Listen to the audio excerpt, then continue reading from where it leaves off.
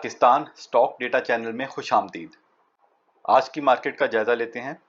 आज की मार्केट अगर आप देखें शुरू से ही सुबह आहिस्ता आहिस्ता आहिस्ता आहिस्ता आहिस्ता करके नीचे आती गई और काफ़ी नीचे बंद हुई, 770 पॉइंट्स नीचे।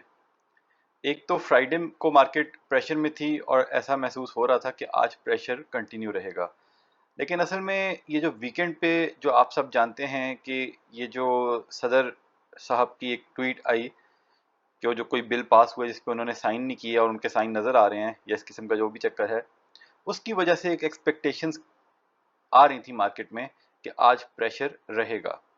और वो जो फ्राइडे का प्रेशर था वो भी प्राइमरीली वो उसके बहुत ज़्यादा इम्पैक्ट था उस पर सर्कुलर डेट की न्यूज़ का। तो सर्कुलर डेट वाली न्यूज़ से देखें अगर आप OGDC PPL SNG PPS वो सारे जो भी हैं अभी तक वो प्रेशर में हैं। तो अभी हम इट्स एनीबॉडीज गेस कि उसमें आगे क्या होगा, कि क्या वो जो है सिर्फ ये जान के प्रेशर में रखा जा रहा है या बाकी में उन्होंने कुछ नहीं देना। तो इसलिए इस पे जो है ना हर एक ने अपना अपना फैसला करना है। अब होगा ये बहुत से लोग जो है ना, जैसे हमने खुद साइडलाइन हो गए और हम इस टाइम पे रिकमेंड नहीं कर रहे कि कोई उसमें एंट्री ले या जो भी है, क्योंकि हम तो उसमें 90 के आसपास वैसे भी OGDC में एंटर हुए थे, बाकियों में तो हमने ज़्यादा ट्रेड किया भी नहीं। तो हमें वैसे तो थोड़ा सा लॉस में महसूस हुआ क्योंकि वो काफ़ी ऊपर चला गया था तो हमने नीचे बेचा, लेकिन ओवरऑल उसमें नेट में हम प्रॉफिट में ही हैं। लेकिन हो सकता है कुछ लोगों ने 105-6 पे भी ख़रीदा हो, तो हम तो ये किसी को नहीं कह सकते कि वो आज बेच दे, क्योंकि हम नहीं जानते कल को वापस ही 106, 120, 130 पे पहुंच जाए। तो ये हर एक ने अपना अपना रिस्क खुद लेना है। आज कुछ एनालिस्ट कह रहे होंगे कि भाई वो बहुत अच्छा है, उस पर फॉरेन बाइंग हुई है, ये डिविडेंड देना ही देना है, संभाल के रखें। तो ऐसा हो सकता है, लेकिन हो सकता है ऐसा कुछ डिले हो जाए या बाद में आ जाए या कैंसिल हो जाए। तो अब जब 75 पे चला, अगर ये दोबारा 75-80 तक चला गया तो कहेंगे भाई आपने स्टॉप लॉस क्यों नहीं लगाया। हालांकि स्टॉप लॉस ना वो सही तरह कहते हैं और स्टॉप लॉस लगाते हैं, कहते हैं स्टॉप लॉस लगाओ, स्टॉप लॉस हिट होकर शेयर ऊपर चला जाता है, कहते हैं फिर खरीद लेना था, फिर बेच देना था। बंदे का तो इसी में पागल हो जाता है और इसी में उसके सारे कमीशन और ये वो लग के उसका फायदा नहीं होता। तो इसलिए हम तो कोशिश करते हैं कि जो हमें लॉन्ग टर्म में शेयर अच्छा लगे हम उसमें इन्वेस्ट करें, और शॉर्ट टर्म में लॉस में भी हो तो हम उसको बेचते नहीं हैं। और इसी स्ट्रेटजी से हमने अपने लॉसेस रिकवर किए हैं। और जब हम स्टॉप लॉस वाली स्ट्रेटजी को फॉलो करते थे तो हमारे मैक्सिमम शेयर्स में हमें जो है वो नुकसान हुआ है। हाँ, लेकिन कुछ शेयर्स में स्टॉप लॉस लगाना भी पड़ता है। जैसे हमने जैसे OGDC में उस दिन आपको बताया था कि हमने अपना स्टॉप लॉस लगाया था, क्योंकि जिसमें आपको ये गारंटी ना हो कि भाई ये वापस ऊपर जाएगा कि नहीं जाएगा और कब जाएगा, थोड़ा सा डाउट्स हों, या जो आपने खरीदा किसी रूमर की बेस पे हो, किसी वर्किंग की बेस पे नहीं, तो उसमें लगा लेना चाहिए। हर एक की अपनी अपनी अगेन ये स्ट्रैटेजी है।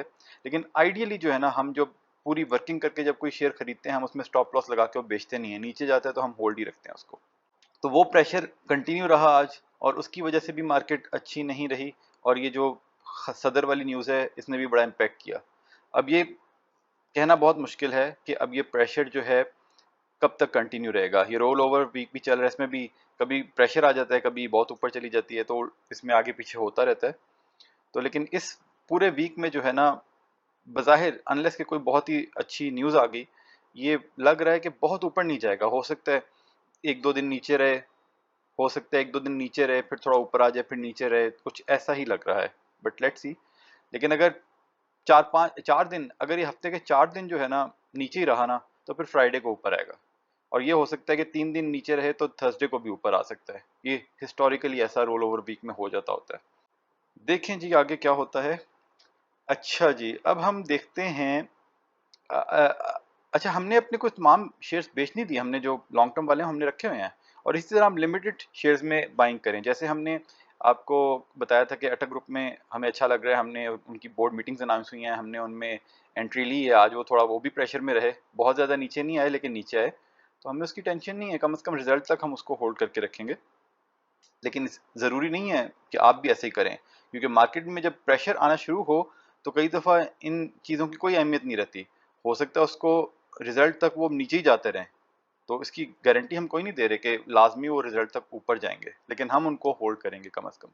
और जिस फॉर एग्जांपल अगर जैसे POL की बात है, हमारी एस्टिमेशन है कि वो तकरीबन 50 से 70 रुपए का डिविडेंड दे सकते हैं। अब अगर आज उसकी वैल्यू इस वक्त पीओएल की चल रही है, देखते हैं 444 पे मेरा ख्याल है, हमें लगता है क्लोज हुआ है, हाँ तकरीबन 444 पे। तो अगर ये 70 रुपये का डिविडेंड, क्योंकि ईपीएस बहुत अच्छी जा रही है, अगर देते हैं, इसका मतलब है हमारी नज़र में इसकी आज की वैल्यू है 373 रुपये। तो 373 रुपये पे पीओएल लॉन्ग टर्म के लिए किसी सूरत बेचना नहीं बनता। इसी तरह एपीएल और एटीआरएल में भी यही चीज़ें हैं। एटीआरएल का हम लाजमी नहीं कह सकते क्योंकि रिफाइनरीज बहुत ऊपर जा चुकी हैं, गुंजाइश इनमें बहुत है, लेकिन you never know short term उनमें ज़्यादा प्रेशर आ सकता है। और वैसे भी रिफाइनरी पॉलिसी जो आई है उसके मुताबिक, जो आज हमें किसी ब्रोकर ने भेजा था, उसके मुताबिक लॉन्ग टर्म में पीआरएल, एनआरएल और सिनर्जी को ज़्यादा फ़ायदा होगा। लेकिन उसका ये मतलब नहीं है कि ATRL is not a good share. ATRL तो ऑलरेडी इतना ज़बरदस्त कमा रहा है, तो इसलिए उससे एटीआरएल में कोई बहुत ज़्यादा इंप्रूवमेंट की गुंजाइश नहीं, लेकिन वो पहले ही बहुत अच्छा कर रहा है।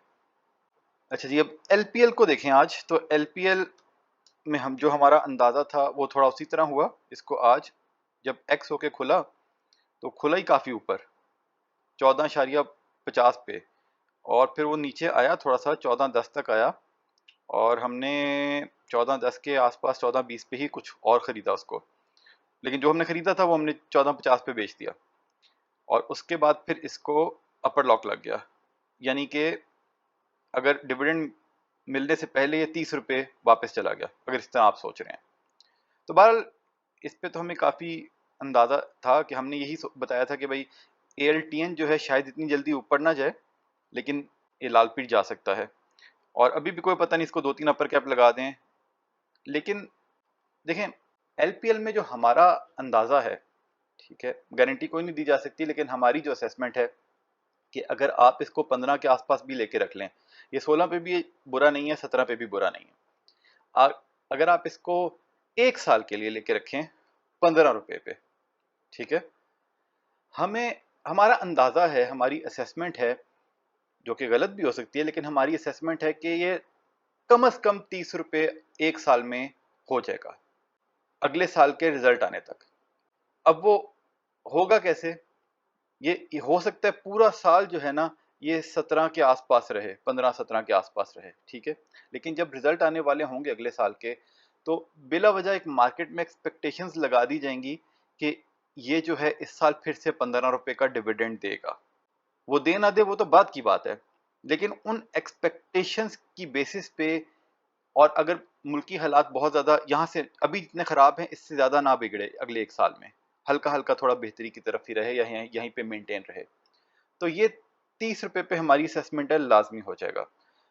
वही बात है कि डिविडेंड की एस्टिमेशन में, लेकिन आपने अगले साल इसको रिजल्ट आने से पहले अगर ये 30 पे चला जाता है तो उसको बेच देना है, क्योंकि हमें नहीं लगता कि इस तरह शेयर हर साल 15-15 रुपए का डिविडेंड देना अफोर्ड कर सकते हैं। दे दें तो कोई पता नहीं होता, लेकिन हमें बज़ाहिर ये लगता है।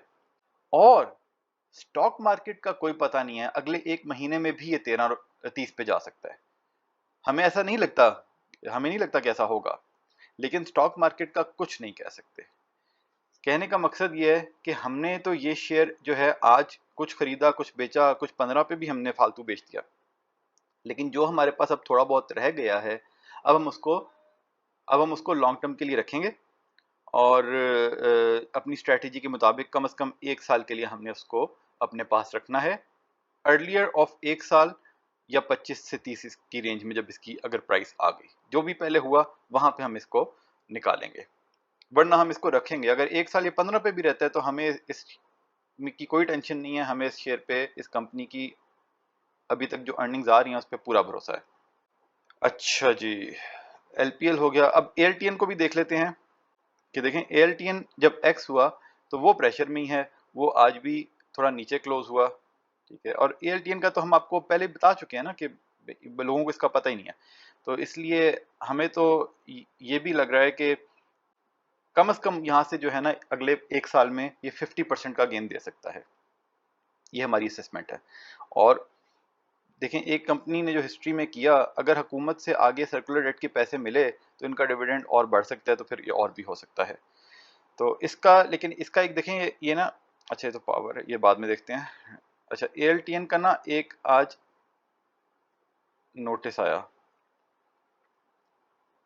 ठीक है, ये देखें जी, तो 13 रुपये 50 पैसे पे इनके एक डायरेक्टर ने 2 लाख शेयर्स खरीदे हैं, क्योंकि वो यकीनन जानते हैं कि उनकी कंपनी अच्छी परफॉर्मेंस दे रही है और देगी आगे। तो इतना नीचे आ गया, उनको भी इसमें फ़ायदा लगा और उन्होंने ख़रीद लिए।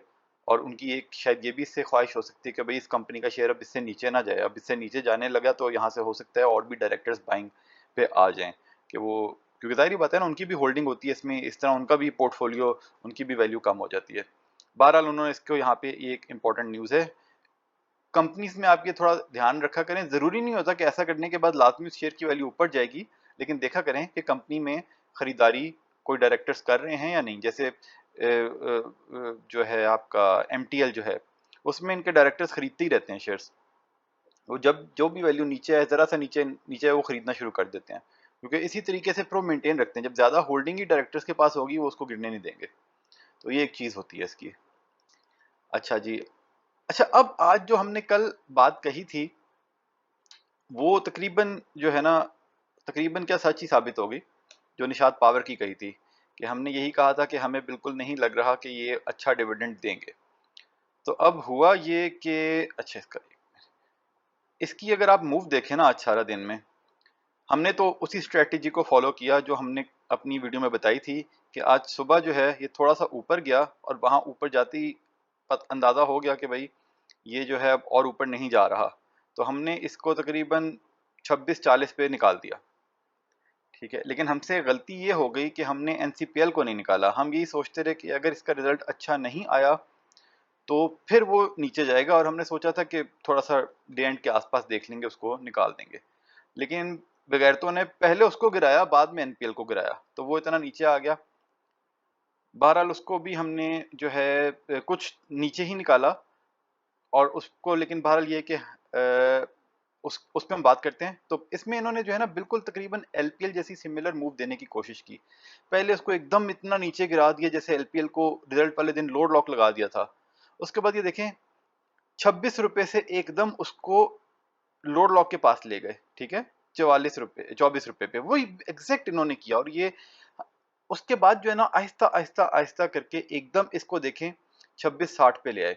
और ये इन्होंने लोगों को धोखा देने की पूरी कोशिश की है, क्योंकि LPL में भी ऐसे ही हुआ था कि एकदम वो फिर जाके अपर लॉक हो गया था। और हो सकता है जब यहाँ पे मूव लगी हो तो कुछ लोगों ने इसमें बाय कर लिया हो, और हम भी इसमें ट्रैप होने वाले थे। वैसे हम ट्रैप इस सेंस में होने वाले थे कि हमने पहले ही देखा था कि ये कहाँ तक गया था पहले। एक्सक्यूज मी, ये कहाँ तक गया था, 26, हाँ 26.80 का तकरीबन इसने हाई लगाया था आज। आज हाँ 26.80 का ना। तो हमने 26.80 से ऊपर इसका ना स्टॉप लॉस बाय लगाया हुआ था। इसीलिए हमने लगाया हुआ था कि यार अगर इसमें कोई इस किस्म की मूव आने लगे तो लॉक, अपर लॉक लगने से पहले कुछ बाय हो जाएं। और बिल्कुल हमारी बचत हो गई कि इसको जब ऊपर लेके गए हैं, इसको दोबारा से जो ट्रैपिंग मूव थी उसमें 26.50 तक ही लेके गए हैं। वरना होना ये था हमारा कि हमारा 26.80 पे बाय होता और फिर एकदम लोड लॉक लगता, तो वो और ज्यादा जो है ना नुकसान हो जाता। बहरहाल बचत होगी। बताने का मकसद ये है कि नेक्स्ट टाइम हम केयरफुल रहेंगे इस तरह की स्ट्रेटजी बनाने में भी। और आपको भी पता होना चाहिए कि किस, ये जो बैठे होते हैं ना, ये ये जैसे ड्रैकुला खून चूसते हैं ना, ये पैसा चूसने वाले ड्रैकुला हैं। ये किसी तरह जो है ना बस ऐसी स्ट्रेटजीज फॉलो कर रहे होते हैं कि लोगों से किस तरीके से माल छीन के हम अपनी जेबों में डालें।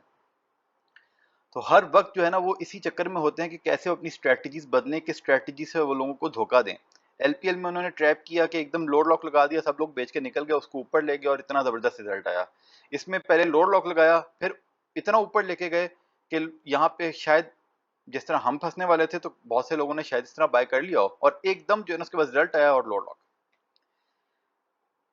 अच्छा जी, लेकिन अब एक बहुत इंपॉर्टेंट, बहुत अहमियत वाली बात। अच्छा, इसने तीन रिजल्ट देखें जी, 3 रुपए का डिविडेंड दिया है। एक कंपनी जो 24 रुपए की, वैसे तो उस टाइम पे 26 की थी, चलो 24 का अब मान लेते हैं ना, अब तो लॉट लॉक लग गया। एक कंपनी जो 24 रुपए की है, अगर वो 3 रुपए का डिविडेंड दे रही है तो क्या है, बुरा है? बहुत अच्छा रिजल्ट है। ठीक है। और अगर इसके साल का देखें तो इन्होंने इस पूरे साल में 7 रुपए का डिविडेंड दिया है। अब आज अगर आप इस कंपनी की असेसमेंट करने लगे हैं 12 महीने के लिए, जिस तरह हम लेके चलते होते हैं, हमेशा 12 महीने का टाइम पीरियड माइंड में रख के हम लेके जाते हैं। तो इस कंपनी की जो है वो वैल्यू है अभी 21 रुपए 22 पैसे, 3 रुपए का डिविडेंड निकाल दें, ठीक है। 21 रुपए 22 पैसे के ऊपर अगर कोई कंपनी 7 रुपए का डिविडेंड दे रही है तो 30-33% की यील्ड है, तो क्या ये बुरा है? ठीक है, बहुत अच्छा है। लेकिन सिर्फ बात यह है कि एलपीएल ने क्योंकि इतना ज्यादा डिविडेंड दिया, अब कोई भी पावर कंपनी उस उतना डिविडेंड अगर नहीं दे रही तो ये जो है उसको मार रहे हैं। लेकिन लॉन्ग टर्म की प्लानिंग करें, कल अगर ये लोड लॉक पे खुलता है तो हम तो बाय करेंगे। उसके बाद इसमें अगर 4 लोड लॉक भी लगते हैं तो हम हर लोड लॉक पे थोड़ा थोड़ा बाय करेंगे। ये अगर लोड लॉक पे कल खुला तो तकरीबन हमारा ख्याल है कितने का होगा, तकरीबन 22.5 रुपए का होगा, और 3 रुपए निकालें तो तकरीबन 19.5 का बनेगा। ठीक है, तो हम तो थोड़ा सा वहां पे बाय करेंगे, सारी इन्वेस्टमेंट नहीं करेंगे क्योंकि हिस्टोरिकली ये नीचे जाता रहा है और इस वक्त क्योंकि मार्केट प्रेशर में है, कोई पता नहीं इसको एक्स प्राइस के बाद 15-16 रुपए तक भी ले जाएं। लेकिन हमने जो पावर कंपनी की जो वीडियो बनाई थी उसमें NPL was one of our favourite shares for long term. ठीक है, तो जितना नीचे जाएगा हमारे लिए लॉन्ग टर्म के लिए उतना ही अच्छा है। हम इसमें बाय करेंगे, और अगर हम बाय करेंगे इसमें 2 और लोड लॉक लग जाते हैं तो हमें जो बाय किया होगा उसकी कोई टेंशन नहीं है, क्योंकि हम लॉन्ग टर्म का सोच के कर रहे हैं। इसलिए ये है कि अच्छा, एनसीपीएल में जो है उन्होंने एनसीपीएल को देख लेते हैं। अच्छा, ये अब बड़ी इंपॉर्टेंट बात है कि क्योंकि एनपीएल ने उतना डिविडेंड नहीं दिया जितना एलपीएल दे रहा है, ये भी एक धोखा है ना, कि हो सकता है एनसीपीएल से ज्यादा डिविडेंड दिलवा दें। पहले इसको यहाँ पे थोड़ा सा प्रेशर में रखें, थोड़ा और आ जाए, कल को अगर इसको भी लोड लॉक लगता है तो ये 20 रुपए पे चला जाएगा, तो इसमें हो सकता है ज्यादा डिविडेंड दे दें। लेकिन ये भी हो सकता है इसमें 1 रुपया डिविडेंड ना दें। ये इन लोगों का कोई पता नहीं है, क्योंकि निषाद ग्रुप का अगर आप हिस्ट्री चेक करके देख लें, कोई कंसिस्टेंसी नहीं है इनकी डिविडेंड देने में। बहरहाल अगर कल ये नीचे जाता है हम इसमें भी थोड़ी सी बाइंग करेंगे, और हम स्ट्रेटजी यही रखेंगे कि इसके रिजल्ट से पहले हम 50% कम से कम एग्जिट कर देंगे, या मतलब कुछ एग्जिट कर देंगे और कुछ रख लेंगे कि अगर अच्छा डिविडेंड आया तो अवेल करेंगे, नहीं आया तो लॉन्ग टर्म के लिए ये भी इस रेट पे अच्छी है। बहुत ही कम रेट है लॉन्ग टर्म के हिसाब में तो बात करें। कहने का मकसद ये, शॉर्ट टर्म में अगर लोगों को लॉस होता है तो हमें नहीं लगता कि उनको ज़्यादा परेशान होना चाहिए, बस थोड़ा सा लॉन्ग टर्म का सोच लें। अच्छा जी, तो एनसीपीएल हो गया, एनपीएल हो गया, डिड नॉट गो, ठीक। अच्छा, एक और शेयर देख लेते हैं आज, टीपीएलपी। ये भी आज काफी नीचे बंद हुआ। टीपीएलपी वैसे हमें को बहुत ज्यादा पसंद नहीं है शेयर, ये इसमें भी बड़ी गेमें चलती रही हैं हिस्टोरिकली, लेकिन ना इसका हम जो है ऐसा करते हैं, इसको हम ना वीडियो के आखिर में लेते हैं, ताकि इसको हम थोड़ा सा तफसील से इसके फाइनेंशियल्स भी देखते हैं, ताकि अगर जो है ना कोई कोई नहीं देखना चाहता तो आखिर से वीडियो ना देखे, कोई देखना चाहता है तो फिर वो देख ले। अच्छा, एनपीएल के रिजल्ट्स का क्विकली जायजा ले लेते हैं कि इनकी रेवेन्यू तकरीबन सेम रहा, लेकिन ग्रॉस प्रॉफिट बेहतर रहा पिछले साल से। इनका जो प्रॉफिट बिफोर टैक्सेशन है और आफ्टर टैक्स, ठीक है, टैक्स तो इनका कोई खास हुआ नहीं। हाँ, देखिए पिछले साल से कितना बेहतर है, 11.55, यानी कि अगले साल भी अगर ये 11.55 कमाएं तो प्रॉबली ना दें, वो उनकी मर्जी है, लेकिन 7 रुपए का डिविडेंड दे सकते हैं, तो यानी कि इनका बेहतर जा रहा है, तो उस हिसाब से अच्छा रिजल्ट है, लॉन्ग टर्म में कोई टेंशन की जरूरत नहीं है। अच्छा जी, बोर्ड मीटिंग आज जो अनाउंस हुई, हिरत है, HIRAT, एबट है, सिस्टम है, PICT है, तो अगर आप उनको फॉलो करते हैं तो उनकी चेक कर लें। उसके बाद एटबा का देख देते हैं, हमसे किसी ने पूछा था एटबा का। लेकिन एटबा जब हमने इसकी असेसमेंट की थी तो 200 के आसपास था ना, तो अब काफ़ी ऊपर आ गया। लेकिन अभी इसने बोर्ड मीटिंग अनाउंस किया तो किसी भाई ने ये पूछा था कि भाई क्या ये यहाँ से और ऊपर जा सकता है कि नहीं। भाई जा तो स्टॉक मार्केट का कोई नहीं कह सकते, यहाँ से ऊपर भी जा सकते हैं, यहाँ से नीचे भी जा सकते हैं रिजल्ट आने तक, लेकिन हम ये देख सकते हैं कि इसका रिजल्ट कैसा आएगा। अब इसका अगर देखें कि 3 क्वार्टर्स की जो इसकी ईपीएस है वो बन रही है तकरीबन 44 रुपीज़, ठीक है, और जो थर्ड क्वार्टर की 23 आई ईपीएस, और उसमें से उन्होंने 22 रुपए का डिविडेंड दे दिया, ठीक है, यानी कि ठीक है 22 रुपए का डिविडेंड दे दिया। अब हम एक जरा कंजर्वेटिव होके सोचते हैं कि अगर Q4 में भी इसकी 20 रुपए का अगर ईपीएस आई तो क्या उसमें और डिविडेंड देंगे?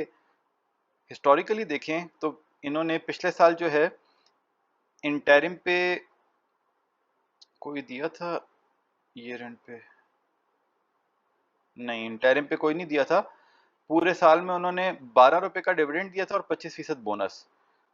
फाइनेंशियल्स थे जी उनके 24 और 12 रुपए, यानी कि 50% उन्होंने डिविडेंड दे दिया था। अब अगर इस दफा उनके 23 दोबारा आ जाते हैं, क्योंकि एक्साइड का भी रिजल्ट अच्छा है, तो वैसे तो ज्यादा अच्छा भी आ सकता है, लेकिन हम थोड़ा सा कंजर्वेटिव होकर सोचते हैं इस क्वार्टर में भी 23 रुपए की ईपीएस अगर बनी 46, 54, 64, 67, यानी कि तकरीबन 20, इसके मुताबिक ऐसा लग रहा है कि ईयर एंड पे वो तकरीबन 20 रुपए का डिविडेंड और दे सकते हैं और 20%, 15 से 20% बोनस और दे सकते हैं। यानी कि उस हिसाब से देखें तो अगर पूरे साल का डिविडेंड तकरीबन बनेगा 40 रुपए और एक शेयर जिसकी वैल्यू है 270, उसका 40 का, मतलब इस प्राइस पे भी ये शेयर बुरा नहीं है, ठीक है। लेकिन ये देखें ना, अगर हम 6 महीने में देखें तो ऊपर बहुत आ गया है, ठीक है। 6 महीने में 160 से वो 270 तक आ गया, तो इसलिए यू नेवर नो कि कहाँ पे जाके इसको जो है ना वो बायर्स इसमें से निकल जाएंगे और कहाँ पे जाके इसमें आएंगे, तो कहना मुश्किल है। हम तो इसमें वैसे ना शॉर्ट टर्म प्रॉफिट लेके निकल चुके हैं, हमने तो इसको जल्दी बेच दिया था, उसके बाद भी काफ़ी ऊपर निकल गया, तो हमने अभी इसमें कोई ख़ास एंट्री नहीं ली दोबारा से। लेकिन आप देख लें लॉन्ग टर्म के हिसाब से यहाँ पे भी ठीक है, लेकिन डिप आने को आ भी सकती है, तो ठीक है। लेकिन रिजल्ट अच्छे एक्सपेक्टेड है, एक्साइड का भी देखें ना अभी काफ़ी ज़बरदस्त आया है, तो लेकिन इसका पहले ज़बरदस्त आया था, पहले एक्साइड का इतना अच्छा नहीं आया था, और एक्साइड इससे ऊपर है, तो लॉन्ग टर्म के लिए अच्छा है यहाँ पे भी। अब है जी, हाँ वो देख लेते हैं, हमारा जो शुगर सेक्टर का हमने एनालिसिस किया था उसमें हमने ये कहा था कि वो हबीब शुगर्स का हमने एक बात की थी कि डिविडेंड कुछ ज़्यादा हम उसके महसूस हो रहे हैं, तो देखते हैं लोगों ने क्या जवाब दिया।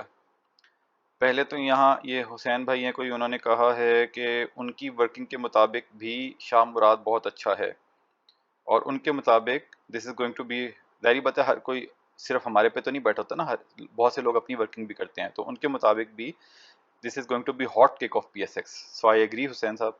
अच्छा जी, इश फ्यूचर, अच्छा जो दूसरे सवाल हैं वो हमने सैफ पावर का उनको जवाब दे दिया था वहीं पे। सैफ पावर का डिविडेंड का उन्होंने पूछा था, और हमारे अंदाजे के मुताबिक हम वीडियोस में अपनी पहले बता चुके हैं 2 से 4 रुपए, हमें उम्मीद नहीं है कि वो ज़्यादा देंगे। अच्छा जी, ये शहजाद अहमद ने जवाब दिया है, हबीब शुगर फेस वैल्यू इस 5, बिल्कुल सही दुरुस्त जवाब।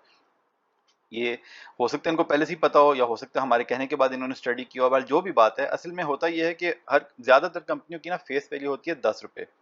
तो जब वो कहते हैं कि हम 100% डिविडेंड दे रहे हैं, तो इसका मतलब होता है कि वो 10 रुपए फेस वैल्यू के अगेंस्ट वो 10 रुपए का डिविडेंड दे रहे हैं। तो अगर किसी कंपनी की फेस वैल्यू, वो डिफरेंट कंपनीज के डिफरेंट होते हैं, कुछ कंपनीज हैं जिन्होंने अपनी फेस वैल्यू 5 रखी हुई है, कुछ की 1 रुपए भी है, आई थिंक हम नेटवर्क की 1 रुपए है। तो अगर किसी कंपनी की फेस वैल्यू 5 है और वो कहें कि हम 100% डिविडेंड दे रहे हैं, इसका मतलब ये होता है कि वो 5 रुपए का डिविडेंड दे रहे हैं। जब हम नया नया स्टॉक मार्केट को सीख रहे थे तो हमारी कंफ्यूजन हुई थी इससे। हुआ ये था कि जो ये हम दिखाते हैं जो है नेशनल फूड्स, हम इसकी जब असेसमेंट कर रहे थे, ये तो उस टाइम पे 200 से 300 पे चलता होता था, तो हम देखते थे कि यार ये तो 200 का शेयर है और 80 रुपए का इसने 100 रुपए का डिविडेंड, 10 रुपए का डिविडेंड दिया और 25% बोनस दिया है, ये तो बड़ा अच्छा शेयर है, ये ले लो। वो बाद में जाके हमने जो है ना जब सीखना शुरू किया, तो हमारी नज़र यहाँ पे पड़ी। उसके लिए आसानी में आप ये कर सकते हैं कि आप SCS ट्रेड पे जाएं,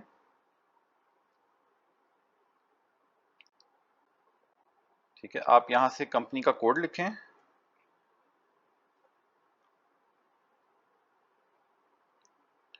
तो यहाँ से उस कंपनी की बहुत ज़्यादा कुछ समरी इन्फॉर्मेशन आ जाती है, यहीं पे सामने लिखा आ जाता है फेस वैल्यू 5 है।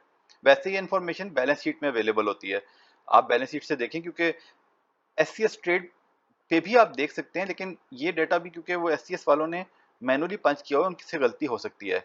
हमेशा अपना सोर्स जो है ना फाइनेंशियल स्टेटमेंट्स रखें, लेकिन फॉर क्विक व्यू आप यहाँ से चेक कर सकते हैं। तो इसकी फेस वैल्यू 5 है, तो इसका मतलब ये है कि ये जो नेट नेशनल फूड्स है जो पास्ट में देता रहा है, असल में ये 5% डिविडेंड है और 25% बोनस है, ये 5% डिविडेंड है। तो वो हमें फिर वहां से जो है ना समझ आई कि ये चीज़ भी हमें देखनी चाहिए। तो ये बिल्कुल सही जवाब दिया। देखते हैं और भी किसी ने सही जवाब दिया तो हम उसका नाम लेने का हमने वादा किया था, तो हम नाम लेते हैं। अच्छा जी, ये पता नहीं किसकी बात कर रहे हैं, ये इमरान भाई के यार, लास्ट ईयर डिविडेंड 3.5 दिया था। अच्छा, शायद इसी की बात कर रहे हो, हबीब शुगर की। अच्छा जी, उन्होंने एडबा का पूछा था, हमने उनको बता दिया। और ये तारिक हफीज साहब हैं, इन्होंने भी बताया है। उसके बाद फेस वैल्यू 10 रुपीज़ नहीं है, ये हुसैन साहब हैं, इन्होंने बताया है। और ये इमरान मेमन साहब हैं, इन्होंने भी बताया है। तो वेरी गुड जी, ये चीज़ें जो है ना, बात वही है कि हम सबको सीखने की तरफ आना चाहिए, ताकि इस तरह एनालिस्ट की ज़रूरत ही ना पड़े। हाँ, एनालिस्ट की वीडियो तो मैं भी देखता हूँ, कई एनालिस्ट हैं, लेकिन ये होता है कि कई दफ़ा आप अपनी समझ को वैलिडेट करने के लिए आप दूसरों को वीडियो देखते हैं कि यार क्या वो भी यही कह रहे हैं या नहीं, लेकिन अपनी सबसे पहले अंडरस्टैंडिंग बनानी ज़रूरी है। जब तक आप वो नहीं बनाएंगे तब तक आप आगे नहीं बढ़ सकेंगे।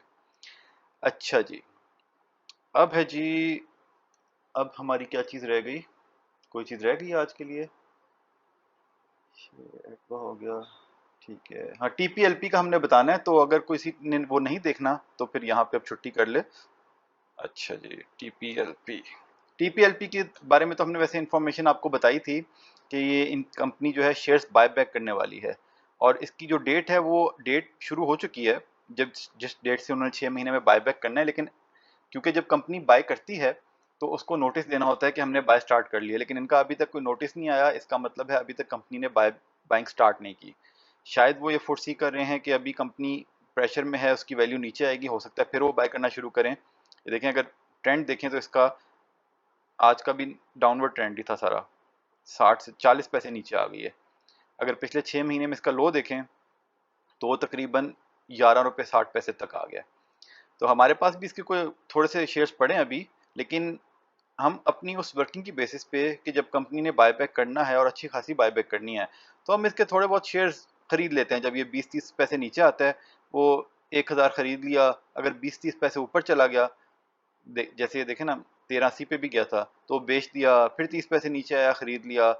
30 पैसे का डिफरेंस अगर आप रखें ना, तो आपको एक दिन में अगर बाय सेल हो तो उसके आप जो है ना 7 पैसे आपका जो है ना कमीशन वगैरह कट जाता है, टैक्स। तो यानी कि तकरीबन आप इस तरह 200 रुपए की एक ट्रांजेक्शन, ये तब आप कर सकते हैं अगर आपके पास थोड़े पैसे फालतू पड़े हैं, तो आप कर सकते हैं। मतलब अगर यहाँ से ये 1160 पे भी चला गया मिसाल के तौर पे, तो हमें कुछ ज़्यादा टेंशन नहीं है कि भाई हमें नुकसान है, क्योंकि हमें उम्मीद है कि ये नीचे गया तो ऊपर भी आएगा। लाजमी नहीं है, ये हमारी असेसमेंट है, और असेसमेंट के पीछे वो हमारी वही वाली वीडियो है, बायबैक शेयर्स वाली।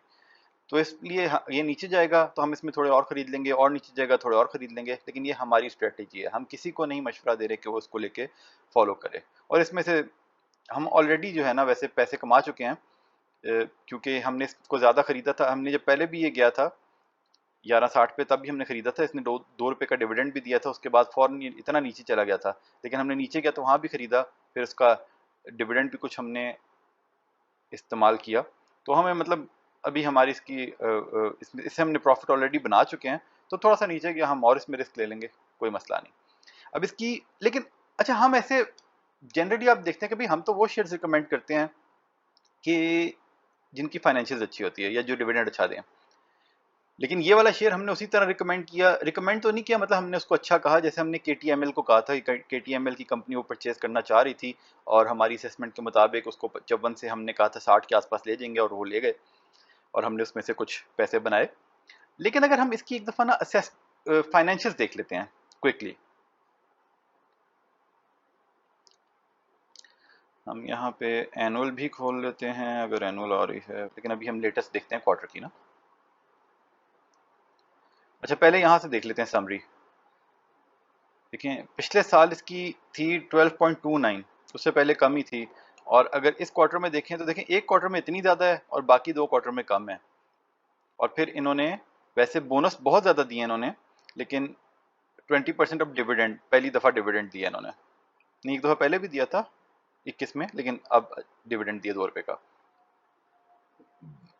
तो अगर ये 2 रुपये का डिविडेंड जारी रखते हैं, तो इस रेट पे तो बड़ा अच्छा शेयर है ये लॉन्ग टर्म के लिए। पर अगेन वही कहना मुश्किल होता है ना कि लॉन्ग टर्म में जारी रखेंगे या नहीं। ये तो फाइनल है, अभी का देखें। अच्छा जी, फॉर द 9 मंथ्स एंडेड 8 रुपये इन्होंने कमाए। अच्छा, इन्होंने अभी ना इंटरिम पे 2 रुपये का डिविडेंड दे दिया, तो ईयर एंड पे हम उम्मीद नहीं रखते कि ये डिविडेंड देंगे, लेकिन बोनस दे सकते हैं, बोनस दे सकते हैं। हिस्ट्री को देखें ना तो बोनस दे सकते हैं। तो अब इसको देखें कि इनकी देखें इनकम बहुत ज़्यादा बढ़ गई है। ये थोड़ा सा हम बड़ा कर लेते हैं, पता नहीं आपको नज़र आ रहा है कि नहीं। हाँ, इनकम बहुत ज़्यादा बढ़ गई है। उसके बाद ये वही जो Q2 में बढ़ी है, इसका मतलब ये है कि अदर इनकम नहीं है। हमने कहा था ना कि ये ज़रूर चेक करना चाहिए कि जब इनकम बढ़ी है और सिर्फ एक क्वार्टर में बढ़ी है अगर, तो कहीं वो अदर इनकम तो नहीं कोई, यानी कि इससे उसका बिजनेस से ताल्लुक नहीं है। फाइनेंस कॉस्ट इनकी है लेकिन बहुत ज़्यादा नहीं है, ठीक है, ये अच्छी बात है। इसका मतलब है बहुत बड़ा इनके ऊपर इम्पैक्ट नहीं आता। अदर इनकम भी थोड़ी है, मेन मेन इनकम बढ़ी है और वो उसका इम्पैक्ट आया 8.46। अब एक दफ़ा ये देख लेते हैं कि मेन इनकम है क्या, नंबर 13। ओहो, उसके लिए हमें ये खोलना पड़ेगा। हाँ, quarterly report.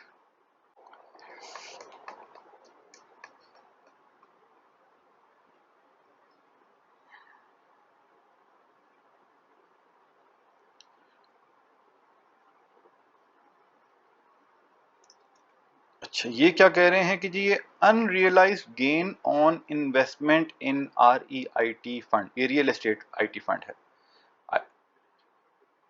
Real estate IT से पता नहीं क्या बनेगा, REIT से, जो भी, बहरहाल ये रियल एस्टेट का फंड है, ठीक है।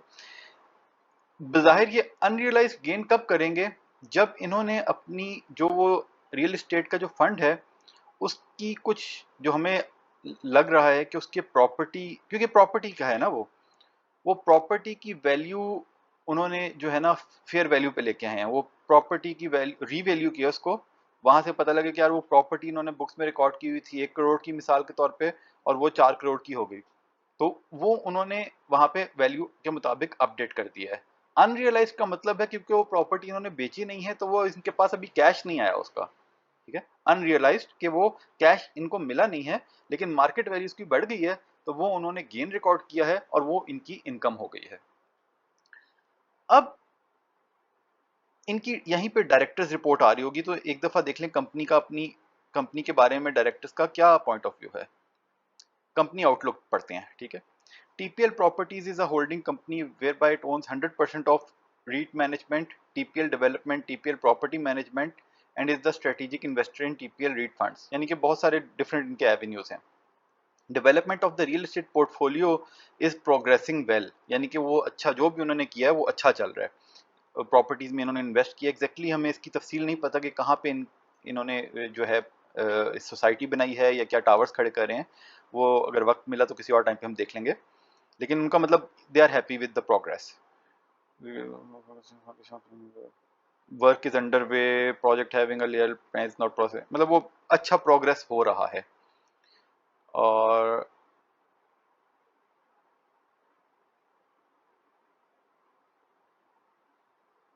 कोरंगी में है कोई इनका, मैं, हाँ कराची है ये, शायद कराची वालों को ज़्यादा बेहतर पता होगा। कोई टेक्नोलॉजी पार्क भी बना रहे हैं, जो कह रहे हैं 23 तक उसकी अप्रूवल आएगी, उसके बाद बनेगा। TPL properties growth will continue on the development of existing portfolio, यानी कि ग्रोथ अपनी इनको एक्सपेक्ट करें कि और फर्दर ग्रो करेगा। As well as additional real estate projects, ये आते जाएंगे नए प्रोजेक्ट्स और उससे और ग्रो करेगा। देखिए सिंपल सी बात है, प्रॉपर्टी की वैल्यू लॉन्ग टर्म में गिरती नहीं है, ठीक है। शॉर्ट टर्म में प्रेशर आ सकता है, लॉन्ग टर्म में गिरती नहीं है। और ये प्रॉपर्टी में जब इन्वेस्ट करते रहेंगे और उसकी आहिस्ता आहिस्ता वैल्यू अप होती जाएगी, तो ये कुछ ना भी करें तो इनकी जो है इनकम बेहतर होती जाएगी। देना दिलाने का डिविडेंड हम इससे ज़्यादा एक्सपेक्ट नहीं करते, लेकिन हमें ऐसा लगता है कि ये बोनस को कंटिन्यू करेंगे।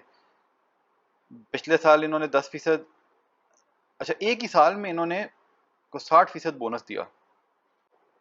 उस हिसाब से ये जो है ना ईयर एंड पे बोनस दे सकते हैं। और फिर वैसे भी जैसे एंग्रो ने किया था कि एंग्रो ने जब बायबैक अनाउंस किया तो उन्होंने उसके बाद 40 रुपये का डिविडेंड दिया, वो प्रॉबली इसलिए था, वो इनकरेज करने के लिए, ताकि लोग जो है ना अपना माल बेचें और वो खरीदें, ताकि कुछ उनको भी फ़ायदा हो, जिन्होंने अगर उन्होंने बायबैक कर लिए शेयर्स तो उनको उस पोर्शन पे फ़ायदा हो, और जो बेचना चाहते हैं वो भी, उनके पास भी जो है ना, लोगों के पास एक मोटिवेशन हो के वो बेचें। तो ये भी हो सकता है कि ये ईयर एंड पे कुछ बोनस अनाउंस करें अच्छा, और फिर इसमें मूव बने। उससे पहले भी हो सकता है कुछ खरीद लें, ताकि वो खुद कंपनी अपने उन बोनस शीट से फ़ायदा हासिल करे, और कुछ इन्वेस्टर्स भी जो है ना वो थोड़ा सा सेलिंग की तरफ आएँ। कहने का मकसद ये है कि इसमें हमें ईयर एंड पे बोनस एक तो दे सकते हैं, लेकिन अगर बोनस फर्ज करें नहीं भी देते, फिर भी इस रेट पे लॉन्ग टर्म के लिए कंपनी हमें बुरी नहीं लग रही, चाहे ये डिविडेंड ना भी देते हो ज़्यादा, क्योंकि गारंटी नहीं है अगले साल डिविडेंड जारी रखेंगे, लेकिन इस रेट पे हमें ये कंपनी लॉन्ग टर्म इन्वेस्टमेंट के लिए बुरी नहीं लग रही, और हम इसके बारे में भी सोच रहे हैं। मतलब अभी तो हमने लिए हुए हैं इसमें, वो शॉर्ट टर्म के लिए लिए हुए हैं, लेकिन हम इसमें से कुछ शेयर्स लॉन्ग टर्म के लिए भी रख सकते हैं। जी, फिर ठीक है जी। तो अगेन, ये सब असेसमेंट्स थी, फैक्ट्स की बेसिस पे, डेटा की बेसिस पे। कोई बाय सेल कॉल नहीं है। खरीदने और बेचने का फैसला आपने खुद करना है, क्योंकि मुनाफे में मौज अपनी अपनी और नुकसान में दौड़ अपनी अपनी। अगर ये वीडियो आपको पसंद आई तो आप जानते हैं आपने क्या करना है। अल्लाह के हवाले।